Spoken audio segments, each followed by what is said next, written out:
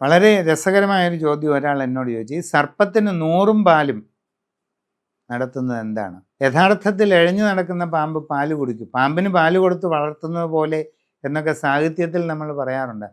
അവന് നീ സഹായമെല്ലാം ചെയ്തത് പാമ്പിന് പാല് കൊടുത്ത് വളർത്തിയ പോലെ ആയല്ലോ എന്നൊക്കെ കഥകളിൽ പറയും. സത്യത്തിൽ പാമ്പ് പാല് കുടിക്കുമോ എന്ന് ചോദിച്ചാൽ ഇല്ല.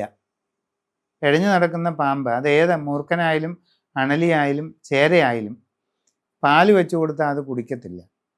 അത് തവള, എലി ഇങ്ങനെയുള്ള ജീവികളെ മാത്രമേ പാമ്പ് ഭക്ഷിക്കത്തുള്ളൂ.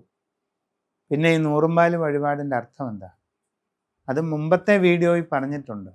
ഈ എഴഞ്ഞു നടക്കുന്ന പാമ്പിനെ അല്ല പൂജിക്കുന്നത്, നാഗയോഗ കുണ്ടലിനി ചൈതന്യ പ്രകാരം ആരാധിക്കുന്ന ശിവപാർവതിമാരെ തന്നെയാണ്. പ്രകൃതിയിൽ നിന്ന് കിട്ടുന്ന ശുദ്ധ നിവേദ്യമാണ് 100 പാലും. അതിൻ്റെ അകത്ത് പാൽപ്പായസം അടങ്ങുന്നുണ്ട്. അതുകൊണ്ടാണ് 100 പാലും സർപ്പത്തിന് സർപ്പക്ഷേത്രങ്ങളിൽ, സർപ്പക്കാവുകളിൽ പ്രധാന നിവേദ്യമാകുന്നത്.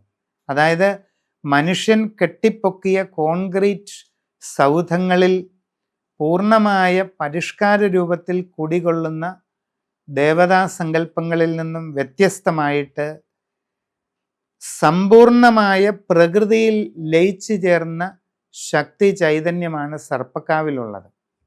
അവിടെ ഒരു വള്ളി മുറിക്കരുത്, ഒരു ഇല എടുത്തുകൊണ്ട് പോരരുത്, മരം എന്നൊക്കെ പറയുന്നില്ലേ? കാവിലെ മരം വെട്ടരുതെന്ന് പറയുന്നില്ലേ? പരിപൂർണമായ എക്കോളജിയെ സംരക്ഷിക്കാനാണ്. പരിപൂർണമായ പ്രകൃതിയാണ് സർപ്പക്കാവ്. അതിൽ കുടികൊള്ളുന്ന നാഗചൈതന്യം എന്ന് പറയുന്നത് ആ പ്രകൃതി ചൈതന്യം തന്നെയാണ്.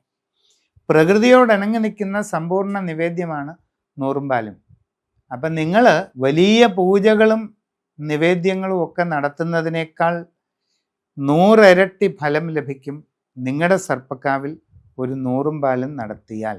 അതാണ് തിരിച്ചറിയേണ്ട കാര്യം.